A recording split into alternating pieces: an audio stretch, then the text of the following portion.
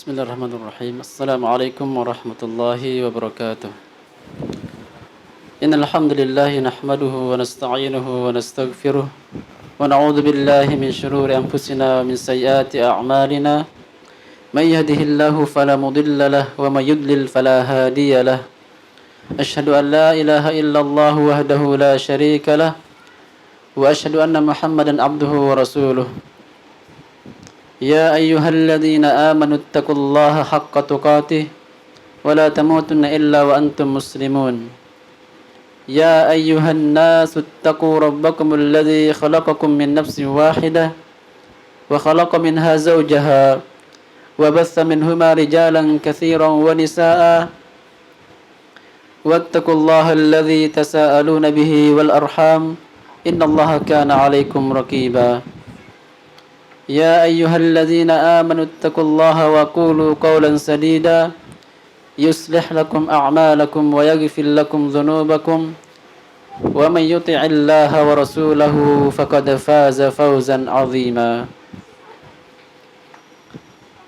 أما بعد فإن أصدق الحديث كتاب الله وخير الهدي هدي محمد صلى الله عليه وسلم وشر الأمور محدثاتها فإن كل محدثة بدعة وكل بدعة ضلالة وكل ضلالة في النار. Para jamaah kaum muslimin wal muslimat rahimani wa rahimakumullah. Alhamdulillah, kita memuji Allah Azza wa Jalla atas limpahan karunia dan taufiknya, atas kesehatan dan kesempatan yang Allah berikan kepada kita, sehingga dengan hal tersebut Allah memudahkan kita datang bermajlis al-ilm, belajar menuntut ilmu syar'i. Berikutnya adalah berkata Syekh Al-Imam Muhammad At-Tamimi dalam kitabnya Al-Usul Ats-Tsalatsah, di mana beliau memberikan atau menyampaikan dalil tentang rukun-rukun Islam yang telah kita sebutkan pada kajian yang berlalu. Rukun Islam bersyahadat dan juga salat dan juga zakat, yang merupakan rukun Islam yang ketiga, yang insyaallah nanti kita akan bahas tentang berpuasa. Rukun Islam yang ketiga adalah zakat. Beliau mengatakan dalam matannya atau kitab asli matan Al-Usul Ats-Tsalatsah, beliau mengatakan wa dalilus shalah waz zakat wa tafsirut tauhid. Dalil tentang rukunnya salat, dalil tentang rukunnya zakat, dan juga penafsiran tauhid, yaitu firman Allah Azza wa Jalla dalam surat Al-Bayyinah. Allah mengatakan wa ma umiru illa liya'budullaha mukhlishina lahuddin. Dan tidaklah mereka diperintahkan melainkan untuk beribadah kepada Allah saja, ikhlas karena agamanya, hunafa'a wa yuqimus shalah, dan hendaknya mereka mendirikan salat. Ini dalil tentang rukunnya salat, rukun Islam yaitu salat. Wa yaitu zakat, dan juga rukun Islam zakat, hendaknya mereka menunaikan zakat, membayarnya dan memberikannya kepada fakir miskin. Wa zalika ad-dinul qayyimah, maka tersebut merupakan agama yang kuat dan lurus. Ketika seorang beribadah hanya kepada Allah, itulah tauhid, dan dia menegakkan salat dan dia menunaikan zakat, maka itu adalah agama yang kuat. Karena zakat ini adalah memberikan harta kepada fakir miskin, yang dengannya maka orang-orang yang tidak mempunyai harta akan kuat dalam beribadah salat, sehingga agama tegak dengan harta zakat.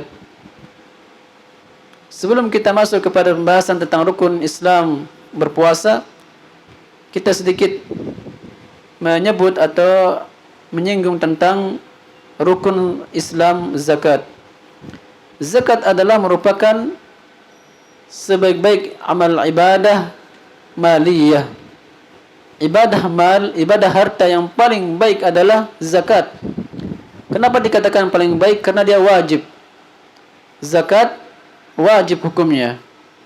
Maka barang siapa yang tidak melakukannya, maka dia akan berdosa. Bahkan zakat, mengeluarkan zakat bagi orang-orang yang mempunyai harta yang lebih, merupakan tiang agama, merupakan tiang dan pokok rukun Islam, yaitu zakat. Memberikan zakat kepada orang-orang yang membutuhkannya, orang-orang yang wajib menerimanya. Maka menjadilah dia, zakat ini adalah merupakan ibadah harta yang paling utama, lebih wajib, lebih utama daripada sedekah. Terkadang kita mudah bersedekah, memberikan infak, bersedekah, ada donasi, mudah. Akan tetapi terkadang sebagian orang susah mengeluarkan zakatnya. Harta yang dia tabung-tabung banyak sekali, ratusan juta, akan tetapi dia tidak menghitungnya berapa zakatnya. Atau emas dan perak yang dia taruh di rumahnya, entah sebagai perhiasan atau digunakan, dia tidak mengeluarkan zakatnya. Maka ketahuilah, zakat ini adalah pembahasan fikih yang sifatnya banyak macamnya. Zakat emas, zakat fiddah yaitu perak, zakat pertanian, zakat harta, dibahas dalam fikih. Maka hendaknya kita memperhatikan hal tersebut bagi mereka yang sudah sampai uangnya atau hartanya kepada nisab dan telah berlalu 1 tahun, maka wajib baginya untuk mengeluarkan zakatnya, memberikan hak fakir miskin. Dan ini adalah merupakan ibadah harta yang paling mulia. Bahkan Allah Azza wa Jalla selalu menggandengkan antara zakat dengan salat. Coba lihat dalam firman Allah Azza wa Jalla yang telah kita bacakan tadi dalam surat Al-Bayyinah. Wa yuqimus salata wa yutuz zakah. Mereka menunaikan salat dan juga memberikan zakat. Dua ibadah ini selalu digandengkan, salat dan zakat.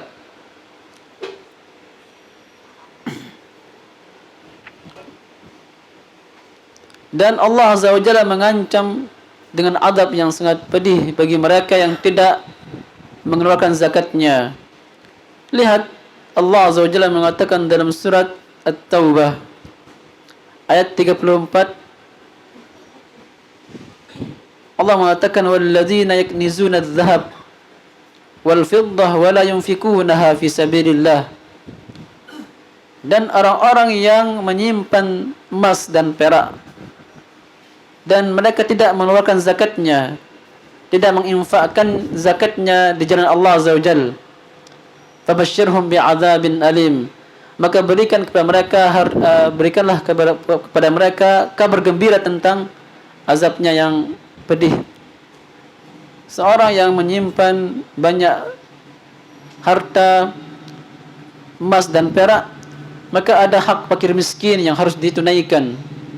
Ketika dia hanya mengumpulkan, senang dengan harta tersebut dan tidak memberikan hak fakir miskin, fabashshirhum bi'adzabin alim, maka berikan kepadanya kabar gembira akan azab Allah yang sangat pedih. Kenapa Allah mengatakan kabar gembira tapi azab yang pedih? Ini sebuah arti atau sebuah bahasa yang Allah gunakan untuk menekankan akan pedihnya azab Allah Azza wa Jalla, menekankan akan sedih dan sangat sakitnya jika sesuatu yang menyakitkan dibungkus dengan bahasa menyenangkan. Demikian. Yauma yuhma 'alaiha fi nari jahannam. Pada suatu hari yang nantinya Allah Azza wa Jalla akan memanaskan emas dan perak dan hartanya di neraka Jahannam, akan dirubah menjadi atau dibuatkan baginya setrika dari neraka Jahannam. Fatukwa biha jibahuhum wa junubuhum wa zuhuruhum. Lalu Allah Azza wa Jalla akan mensetrika dahi mereka, lambung mereka dan punggung mereka, seperti seorang yang lagi mensetrika pakaian.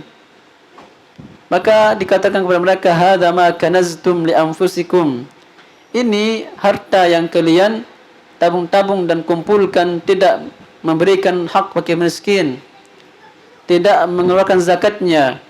Dirubah harta tersebut, emas dan perak tersebut dibakar sehingga panas, lalu dijadikan bahan setrika, lalu disetrikalah dahi dan lambung dan punggung mereka. Fadzuku ma kuntum taknizun, maka rasakanlah apa yang telah kalian kumpulkan dan tabung. Ini adalah ancaman bagi mereka yang tidak menunaikan zakat yang wajib. Menguatkan akan pentingnya zakat, di mana seorang akan diazab di akhirat karena dia menunaikan kewajiban ini, karena ia merupakan rukun Islam. Dalam hadis yang telah berlalu kita bacakan bahwasanya Rasulullah SAW bersabda, Bunal Islam ala khamsin, Islam dibangun di atas 5 perkara. Di antaranya adalah zakat. Dan dalam hadis Abu Hurairah radhiyallahu anhu yang dikeluarkan oleh Imam Bukhari, bersabda Rasulullah SAW dalam hadis yang sahih, man atahu Allahu mala, barang siapa yang Allah berikan kepadanya harta, Allah berikan kelebihan harta, falam yuaddi zakatah, dan dia tidak mengeluarkan zakatnya, muthila lahu yaumal qiyamati syuja'an aqra, maka akan dirubah harta tersebut menjadi ular jantan pada hari kiamat. Lahu zabibatan, dia mempunyai 2 tanduk dan 2 taring, yutawwaquhu yaumal qiyamah, yang akan melilitnya. Thumma ya'khudhu bilahzamaihi, yakni syaddaqaihi, kemudian dia akan dimakan. Setelah dililit maka dia akan dimakan. Ini adalah gambaran seperti ular piton, yang dia ketika ingin memakan mangsanya dia hendak melilitnya terlebih dahulu. Dia membuat remuk dulu tulang dan badan mangsanya. Setelah tidak berdaya dia memakannya. Ular yang akan memakan orang-orang yang tidak mengeluarkan zakatnya, seperti hal tersebut. Dia akan dililit lalu akan dimakan oleh ular tersebut. Thumma yaqul, kemudian dia mengatakan, ana maluk, ular tersebut mengatakan, saya adalah hartamu. Ana kanzuk, saya adalah simpananmu, harta simpananmu. Ini arti bahwasanya Allah akan mengazab orang-orang yang tidak mengeluarkan zakatnya dan orang-orang yang tidak menyampaikan hak fakir miskin yang Allah berikan pada kelebihan hartanya.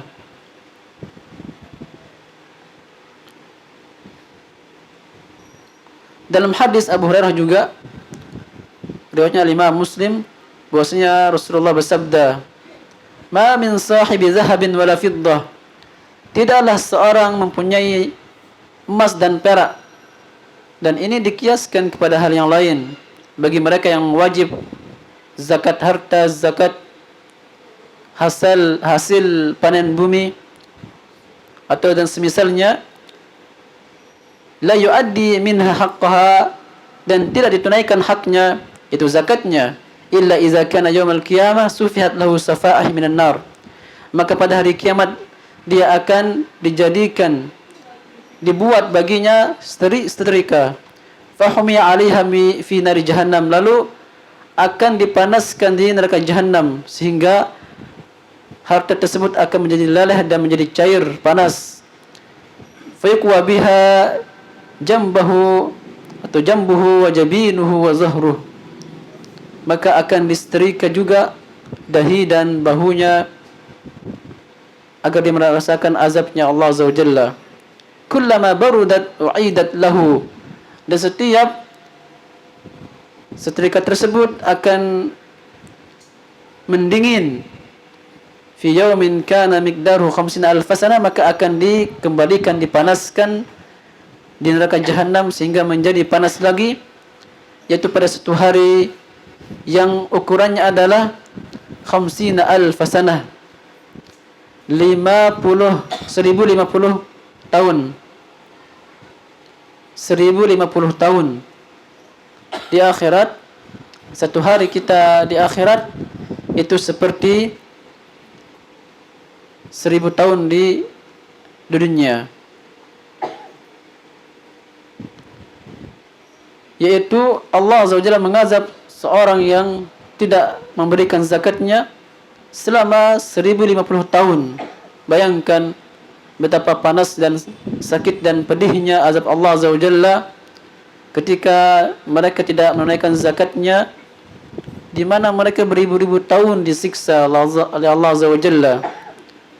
Tidak sebanding dengan umurnya yang hanya 70-80 tahun, akan tetapi 1050 tahun atau 50.000 tahun, 50.000 tahun. Itu sesuatu yang sangat panjang dan lama sekali, karena manusia hidup di dunia hanya 80 tahun, 70 tahun. Akan tetapi Allah Azza wa Jalla mengazabnya seumur hidupnya dan berlipat ganda. Hatta yuqda bainal ibad fayura sabiluh imma ilal jannah wa imma ilal nar. Sehingga Allah Azza wa Jalla memutuskan antara hamba-hambanya apakah dia akan kekal di neraka dan apakah dia akan kekal di surga. Berarti seorang sebelum masuk ke surga atau neraka ada azab yang akan diterimanya. Jadi dia diazab sampai akhirnya adalah apakah dia termasuk penghuni surga atau penghuni neraka Jahannam. Ini penegasan dari Allah dan Rasulullah tentang wajibnya kita mengeluarkan zakatnya atau memberikan zakat harta, zakat uang emas bagi mereka yang sudah sampai pada nisabnya. Dibahas dalam masalah fikih tentang wajibnya berzakat, dan ukurannya sudah dijelaskan. Jika sudah sampai pada satu nisab atau sudah sampai kepada nisab harta, maka dia harus melewati 1 tahun. Artinya seorang yang punya harta banyak, dia mencatatnya pada hari ini tanggal sekian. Jikalau harta tersebut sampai pada tahun depan dan dia tidak berkurang dari nisabnya, maka itu artinya wajib dia keluarkan zakatnya. Berikutnya adalah berkata Syekh Muhammad, wa dalilus siyam. Adapun dalil siyam artinya dalil akan rukun Islam adalah puasa. Dalil akan rukun siyam atau rukun Islam yaitu siyam. Dalil rukun Islam yaitu berpuasa di bulan Ramadan. Berpuasa sini maksudnya adalah bulan Ramadan. Qauluhu ta'ala, itu firman Allah Azza wa Jalla, ya ayyuhallazina amanu kutiba alaikumus siyam kama kutiba alal ladzina min qablikum la'allakum tattaqun. Surat Al-Baqarah. Dalil pentingnya berpuasa Ramadan, dan dia merupakan rukun Islam yang keempat, yaitu firman Allah Azza wa Jalla, ya ayyuhallazina amanu, wahai orang-orang yang beriman, kutiba alaikumus siyam, diwajibkan atas kalian berpuasa, kama kutiba alal ladzina min qablikum la'allakum tattaqun, sebagaimana yang Allah wajibkan kepada umat-umat sebelum kalian, la'allakum tattaqun, agar kalian bertakwa. Ini dari matan al-usul ats-tsalatsah. Maka di antara rukun Islam adalah puasa, dan dia merupakan ibadah badan yang sangat mulia, yang mana Islam seseorang tidak akan tegak kecuali dengan berpuasa. Adapun secara istilah, puasa adalah al-imsak. Secara bahasa adalah al-imsak, menahan diri. Maka tepat kiranya kita membahas tentang puasa. Terlebih lagi insyaallah beberapa hari lagi, beberapa minggu lagi kita akan memasuki bulan Ramadan. Semoga Allah Azza wa Jalla memberikan kita keberkahan dan bertemu dengan bulan Ramadan. Maka sebelum kita berpuasa, sebelum kita beribadah, mengamalkan amal ibadah, maka hendak kita pelajari terlebih dahulu tentang hukum-hukumnya, agar kita tidak mengamalkan satu amalan yang berakhir kepada ditolaknya amal ibadah tersebut. Maka kita mempelajari tentang hukumnya, hakikat puasa, dan apa yang membatalkan puasa tersebut. Sebelum kita mempelajari hakikatnya, kita juga mempelajari tentang fadilah-fadilahnya, supaya kita lebih giat dalam melaksanakan ibadah puasa. Puasa adalah al-imsak, menahan diri. Adapun secara istilah adalah al-imsaku 'anil muftirat imtithalan min waqtin makhsus wa syakhsin makhsus. Puasa secara istilah adalah menahan diri dari pembatal-pembatal puasa. Maka dibahas dalam hukum fikih tentang kitab berpuasa dan apa pembatal-pembatal puasa. Maka kita harus memahami dan mempelajari pembatal puasa agar kita dapat menghindar darinya. Karena percuma seorang berpuasa akan tapi dia melanggar pembatal-pembatal puasa. Maka penting kita mempelajari pembatal puasa. Karena puasa secara istilah adalah menahan diri dari hal-hal yang dapat membatalkan puasa seseorang dari waktu yang telah ditentukan, dari terbitnya fajar shadiq sampai tenggelamnya matahari. Dan puasa tersebut diwajibkan atas beberapa orang tertentu. Saya ulangi lagi, definisi puasa adalah menahan diri dari hal-hal yang dapat membatalkan puasa dari waktu tertentu dan kepada hamba yang tertentu. Karena tidak semua wajib puasa. Seorang yang belum balik tidak wajib berpuasa. Seorang yang berada di perjalanan tidak wajib berpuasa. Dalilnya adalah, atau dalil akan wajibnya berpuasa adalah apa yang dibawakan oleh Syekh Muhammad dalam kitab Al-Usul Ats-Tsalatsah di matannya, yaitu firman Allah Azza wa Jalla, ya ayyuhallazina amanu, wahai orang yang beriman, kutiba alaikumus siyamu kama kutiba alal ladzina min qablikum la'allakum tattaqun. Diwajibkan berpuasa atas kalian sebagaimana Allah wajibkan juga kepada umat sebelum kalian. Apa tujuannya? La'allakum tattaqun, agar kalian bertakwa kepada Allah Azza wa Jalla.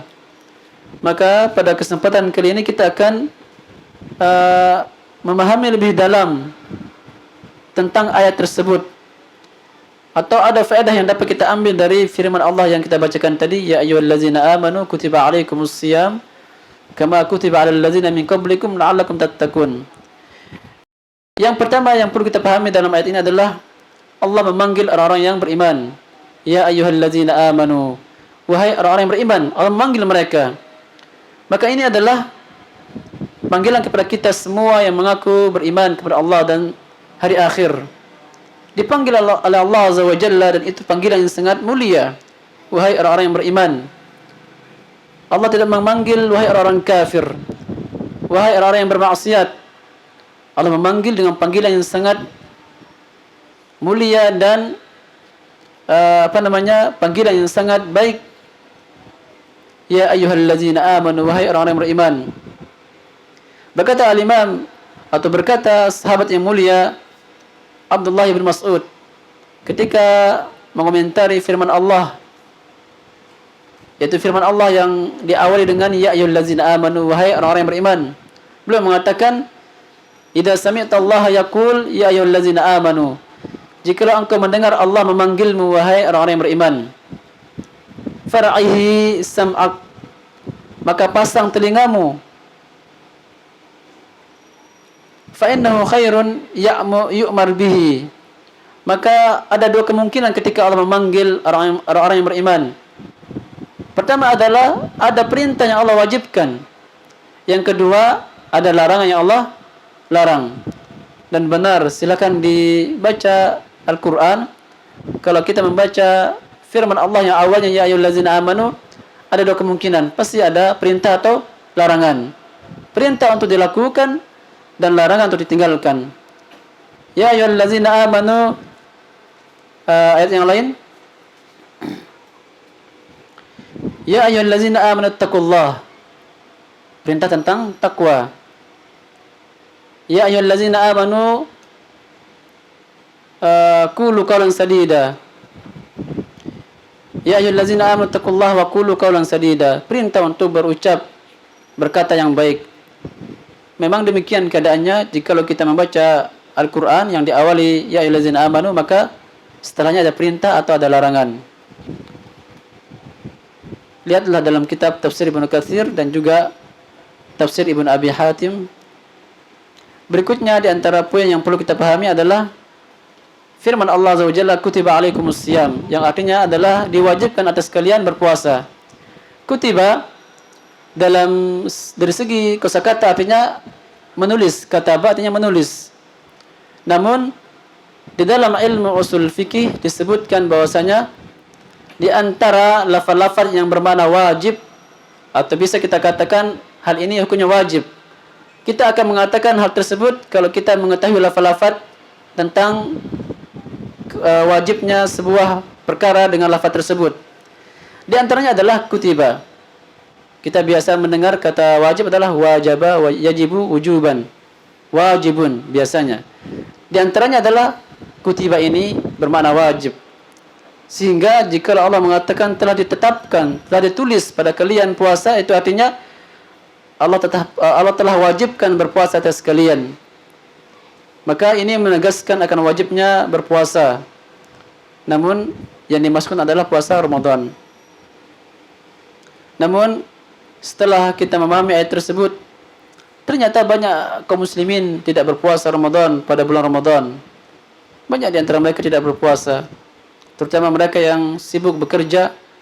Mereka tidak puasa dan mereka makan secara diam-diam. Ini artinya mereka tidak memahami kewajiban puasa tersebut. Yang kedua adalah firman Allah Azza wa Jalla, kama kutiba 'alal ladzina min qablikum. Puasa itu diwajibkan atas kalian sebagaimana juga Allah wajibkan atas umat sebelum kalian. Apa faedahnya atau apa hikmahnya ketika Allah mewajibkan puasa kepada kita dan Allah juga mewajibkan kepada umat sebelumnya? Hikmahnya adalah agar kita merasa lega dan tenang menerima kewajiban puasa tersebut. Kenapa? Karena puasa tidak diwajibkan atas kita sendiri atau tidak diwajibkan atas umat Muhammad saja, akan tapi umat sebelumnya mereka diwajibkan puasa. Itu artinya beban puasa akan ringan jikalau kita sama-sama melakukannya. Ternyata bukan kita saja yang diwajibkan, ada orang lain diwajibkan sebelum kita. Gambarannya adalah seorang santri jika dibebankan untuk membersihkan masjid, satu orang saja akan berat. Namun jika diperintahkan semua santri bersih-bersih, akan ringan. Demikian. Karena memang manusia diberikan fitrah, tidak senang, tidak suka dengan kesendirian. Ibnu Qayyim mengatakan, wan nufus majbulatun ala wahsyatit tafarrud. Nah, hati itu atau hawa nafsu diberikan fitrah, tidak suka sendirian. Makanya jikalau dibebankan sebuah perintah sendirian, dia akan menolaknya. Dia akan melakukan dengan berat hati. Namun jikalau sama-sama dilakukan, sama-sama diwajibkan, akan merasa ringan. Wa 'alal unsi birrafiq. Dia butuh teman yang dapat dijadikan teman melaksanakan tugas dan kewajiban tersebut. Makanya Allah mewajibkan puasa atas umat Islam dan juga umat sebelum kita. Dan juga faedah yang keempat, al-waqfatul rabi'ah, qauluhu ta'ala la'allakum tattaqun. Agar kalian bertakwa. Ini adalah merupakan tujuan Allah Azza wa Jalla mensyariatkan ibadah puasa. Tujuannya adalah agar kita bertakwa kepada Allah Azza wa Jalla. Karena perintah takwa adalah perintah yang sering Allah ulang. Ya ayyuhallazina amanu taqullaha haqqa tuqatih. Ya ayyuhallazina amanu taqullaha wa qulu qawlan sadida, dan seterusnya. Perintah takwa adalah perintah Allah kepada umat terdahulu dan terakhir akan pentingnya takwa tersebut. Dan dia adalah hakikat takwa adalah kita meninggalkan larangan dan melakukan kewajiban. Namun definisi takwa yang paling benar yang disebutkan oleh para ulama kita adalah apa yang disebutkan oleh Al-Imam Talaq Ibnu Habib. Beliau memberikan definisi dengan makna yang sangat tepat dan baik sekali. Beliau mengatakan, at-taqwa an ta'mal bi ta'atillah wa tarju thawab ala nuri min Allah wa tarju thawab Allah. Takwa itu adalah engkau melakukan amal ketaatan berdasarkan cahaya dari Allah dan engkau mengharapkan pahalanya. Wa anta tatruk ma'siyatallah ala nuri minallah wa takhaf iqaballah. Dan takwa itu adalah engkau meninggalkan larangan berdasarkan cahaya dari Allah dan engkau mengharap terhindar dari siksaan Allah Azza wa Jalla. Cahaya Allah di sini adalah ilmu. Jadi maksudnya adalah kita melakukan perintah hendaknya berdasarkan ilmu. Dan ketika kita meninggalkan larangan berdasarkan ilmu. Karena beda orang yang beribadah dengan ilmu atau tidak berilmu. Berbeda seorang meninggalkan larangan karena berilmu atau orang yang melakukan atau meninggalkan perintah bukan karena ilmu. Seorang yang meninggalkan minum khamar karena dia merasakan khamar itu tidak enak dan dapat membuat orang mabuk dan pusing, ditinggalkannya. Berbeda dengan orang yang mengkaji, mempelajari akan haramnya tentang minum khamar, ditinggalkannya. Maka jika seandainya khamar berubah menjadi manis, dia akan meminumnya. Bagi mereka yang mengatakan tidak suka khamar karena memusingkan atau pahit, namun jikalau akan dibuat khamar itu manis, maka dia akan meminumnya. Namun jikalau seorang memahami haramnya khamar karena Allah mengharamnya, Allah mengharamkannya dan Nabi mengharamkannya, maka dia akan mengharamkannya sampai hari kiamat. Maka itu gambaran seorang yang bertakwa, hendaknya semua amal saleh yang dilakukannya berdasarkan ilmu. Oleh karena itulah kita belajar, mempelajari dan memperdalami agama Allah Azza wa Jalla. Terutama ibadah puasa yang insya-Allah akan dekat lagi, dan semoga Allah Azza wa Jalla memberikan kita perjumpaan dan diberkahi dalamnya. Dan semoga Allah Azza wa Jalla mengampuni dosa kita semua, yaitu hendaknya kita menyambutnya dengan ilmu. InsyaAllah pada kajian-kajian mendatang akan kita bahas tentang Ramadan, tentang fadilah Ramadan dan apa yang perlu kita siapkan untuk menyambutnya. Maka kesimpulannya adalah paling baik kita menyambut Ramadan dengan ilmu, mempelajarinya, mengenal fadilah-fadilahnya, dan mengenal pembatal-pembatal keislaman, pembatal puasa, dan juga pembatal-pembatal yang sangat biasa kita lakukan dalam berpuasa. Maka ini perlu kita mempelajarinya. Terkadang seorang berpuasa meninggalkan hal-hal yang dapat membatalkan puasanya, akan tapi dia diuji dengan melakukan kemaksiatan sehingga Allah tidak memberikan pahala pada puasanya. Maka tujuan kita puasa adalah bertakwa kepada Allah Azza wa Jalla. Maka itu artinya barang siapa yang berpuasa dan tidak mengantarkan ia kepada taat kepada Allah, meninggalkan larangannya, bahkan sebaliknya dia selalu berada di atas kemaksiatan.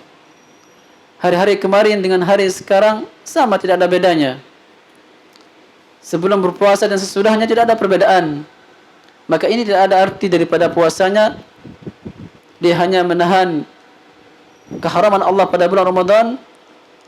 Selesai dia atau ketika dia keluar dari Ramadan, dia kembali melakukannya.